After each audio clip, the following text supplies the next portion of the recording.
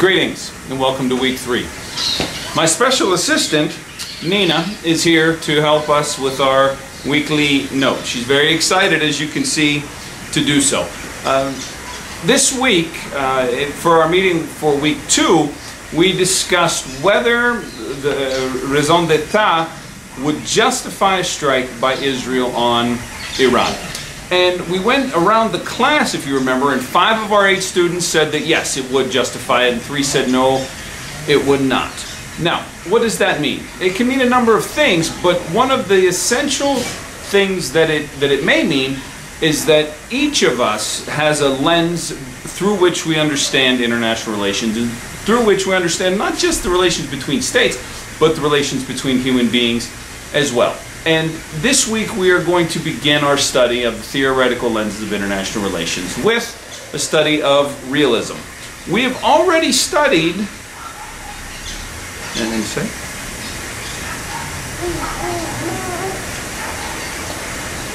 Nice. We have already studied a leading realist thinker in Thucydides, and we looked at his statement that the strong do what they can, the weak suffer what they must. And that is a quintessential realist statement. So this week we will look first at the importance of theory and how without even knowing it, we pass information through a lens.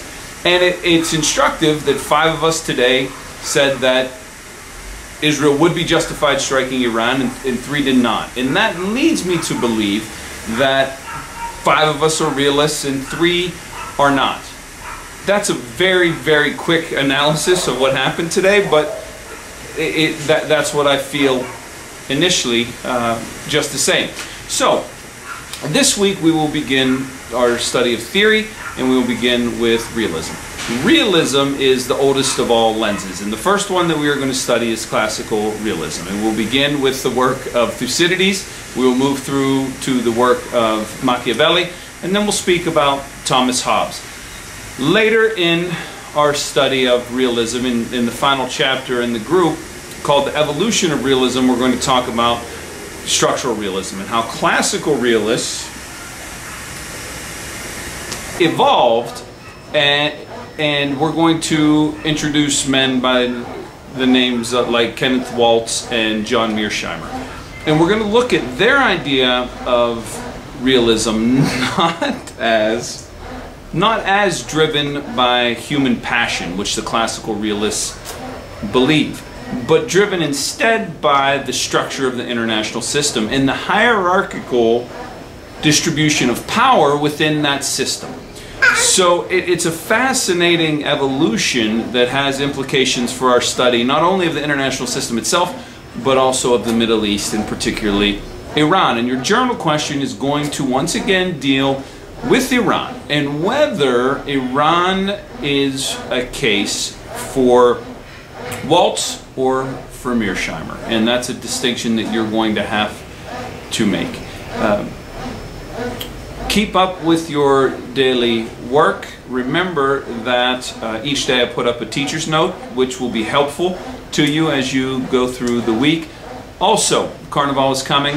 We will go from, today is Monday the 13th, tomorrow week 3 starts, and it will end only on February 27th. Okay, so it will end after Carnival break. So you... Yeah? Okay. So you will have some time to catch up on anything that you missed in the first 2 weeks of class. All right? I really enjoyed our work that we did today during lunch, and I thank you for your participation in the class, and I look forward to seeing more of your work and see you progress as analysts of the international system. Any final thoughts?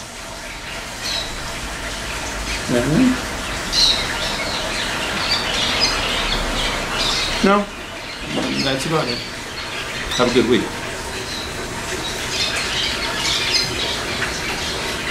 Bye. Say bye.